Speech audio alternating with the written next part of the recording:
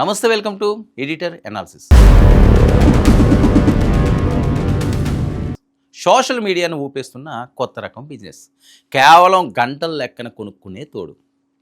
ప్రేమ కాదు, పెళ్లి కాదు, కేవలం అద్దె బంధం. ఒంటరితనమే పెట్టుబడి. గంటకు 2000, డిన్నర్కి 8000. ఈ అద్దె మొగుళ్ళ వెనుక ఉన్న చీకటి కోణం ఏంటి? రెంటే బాయ్ ఫ్రెండ్ వెనుక అసలు స్టోరీ ఏంటి? ప్రేమ, బంధం, అనుబంధం ఇవన్నీ ఒకప్పుడు జీవితాంతం నిలిచే పవిత్రమైన భావాలు. కానీ ఈ డిజిటల్ యుగంలో వేగంగా మారిపోతున్న మహానగరాల జీవనశైలిలో ప్రేమ కూడా ఒక వస్తువులా మారిపోయిందా? ఒక కాఫీ తాగడానికి ఎవరికైనా తోడు కావాలా? అద్దెకు దొరుకుతారు. సాయంత్రం డిన్నర్కు ఒకరు తోడుగా రావాలా? గంటల ప్రాతిపదికన మనుషులు లభిస్తారు.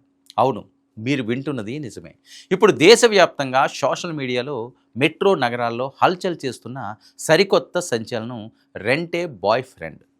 ఏంటి ఈ వింత సంస్కృతి? అసలు దీని వెనుక ఉన్న అసలు సీక్రెట్ ఏంటి? ఇది కేవలం ఒంటరితనానికి మందు మాత్రమేనా, లేక దీని వెనుక ప్రమాదకరమైన నేరాలు దాగుని ఉన్నాయా? సినీ థ్రిల్లర్లను తలపించే ఈ కొత్త ట్రెండ్ లోతుల్లోకి ఇప్పుడు వెళ్ళి చూద్దాం. రాత్రి 8 గంటల సమయం. హైదరాబాద్లోని ఒక ఐటీ కారిడార్. కాంతివంతమైన విద్యుత్ దీపాల వెలుగులో విశాలవంతమైన రెస్టారెంట్ ముందు ఒక కారు వచ్చి ఆగింది. అందులోంచి ఒక యువతి, ఒక అందమైన యువకుడు దిగారు. చూసేవారికి వాళ్ళు ఒక జంటలా ఎంతో సంతోషంగా ఉన్నట్లు కనిపిస్తారు. కలిసి కాఫీ తాగుతారు, పగలబడి నవ్వుతారు, ఒకరినొకరు శ్రద్ధగా గమనిస్తారు. కానీ ఈ దృశ్యం వెనుక అసలు నిజం తెలిస్తే మీరు షాక్ అవ్వక తప్పదు. వాళ్ళ మధ్య ఉన్నది ప్రేమ కాదు, ఎలాంటి అనుబంధము లేదు. అక్కడ జరుగుతుంది ఒక వ్యాపార ఒప్పందం మాత్రమే. సరిగ్గా 2 గంటల సమయం పూర్తయిన వెంటనే ఆ యువతి తన బ్యాగ్లోంచి డబ్బులు తీసి ఆ యువకుడి చేతిలో పెడుతుంది. అతడు డీసెంట్గా బై అని చెప్పి వెళ్ళిపోతాడు. ఇది సినిమా సీన్ కాదు, నేటి మెట్రో నగరాల్లో రోజువారీగా జరుగుతున్న యథార్థ సంఘటన. అసలు ఈ ట్రెండ్ ఎక్కడ మొదలైంది? జపాన్, చైనా వంటి తూర్పు ఆసియా దేశాల్లో కొన్నేళ్ల క్రితం ప్రారంభమైన ఈ రెంటే ఫ్రెండ్ లేదా రెంటే బాయ్ ఫ్రెండ్ కల్చర్ ఇప్పుడు భారత్లోని ముంబై, ఢిల్లీ, బెంగళూరు, హైదరాబాద్ వంటి ప్రధాన నగరాలకు వేగంగా విస్తరించింది. విదేశాల్లో దీనికోసం అధికారిక యాప్, అలాగే ఏజెన్సీలు ఉంటే మన దేశంలో సోషల్ మీడియా ప్లాట్ఫామ్లు, కేవలం ఇన్స్టాగ్రామ్ పేజీలు, వెబ్సైట్ల ద్వారా ఈ నెట్వర్క్ గుట్టుచప్పుడు కాకుండా నడుస్తుంది. ఉద్యోగ ఒత్తిళ్లు, చదువుల భారం, సుదూర ప్రాంతాల నుంచి వచ్చి నగరాల్లో నివసించే యువత, వీరందరినీ తీవ్రంగా వేధిస్తున్న ఒకే ఒక మహమ్మారి ఒంటరితనం.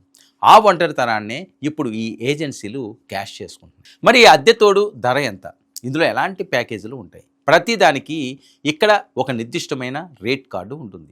సాధారణంగా ఒక గంట పాటు మాట్లాడడానికి లేదా వాకింగ్ చేయడానికి 500 నుండి 2000 వరకు వసూలు చేస్తారు. ఒక కాఫీ షాప్లో కూర్చుని కబుర్లు చెప్పడానికి 1000 నుండి 3000 వరకు ఛార్జ్ చేస్తారు. సినిమాకు తోడుగా రావడం లేదా షాపింగ్ హాల్లో వెంట తిరగడానికి 2000 నుంచి 5000 వరకు డిమాండ్ ఉంటుంది. ఇక లగ్జరీ డిన్నర్లు, నైట్ పార్టీలు లేదా ఫ్రెండ్స్ గెట్ టుగెదర్లకు బాయ్ ఫ్రెండ్స్గా రావాలంటే 3000 నుండి 8000 వరకు సమర్పించుకోవాల్సింది. ఒకవేళ రోజంతా లేదా ఏదైనా కుటుంబ వేడుకలు, పెళ్ళిళ్లకు ఫేక్ బాయ్ ఫ్రెండ్గా నటించడానికి అయితే ఏకంగా 5000 నుంచి 15000 వరకు తీసుకుంటారు. ఇక్కడ ఇంకొక ముఖ్యాంశం ఏంటంటే ఈ సేవలన్నీ చట్టబద్ధమైన నిబంధనల ప్రకారం నడుస్తాయని ఏజెన్సీలు చెబుతుంటాయి. ప్రొఫైల్స్లో వారి విద్యార్హతలు, హాబీలు, మాట్లాడే భాషలు స్పష్టంగా ఉంటాయి. క్లయింట్ తనకు నచ్చిన వ్యక్తిని ఎంచుకున్న తర్వాత అగ్రిమెంట్ లాంటి రూల్స్ ఉంటాయి. ముఖ్యంగా ఈ సేవల్లో నో ఫిజికల్ కాంటాక్ట్ అనే కఠినమైన నిబంధన ఉంటుందని పైకి ప్రచారం చేస్తారు. కేవలం సంభాషణలు, షాపింగ్, మానసిక ఉపశమనం కోసం మాత్రమే ఈ బంధం పరిమితమని చెబుతారు. కానీ నాణ్యానికి రెండో వైపు చూస్తేనే అసలు ముప్పు కనిపిస్తుంది. చట్టబద్ధమైన సైబర్ భద్రత, సైబర్ నిబంధనలు లేని ఇటువంటి అనఫిషియల్ ప్లాట్ఫామ్స్ వెనుక పెద్ద ఎత్తున ముఠాలు దాగి ఉన్నాయి.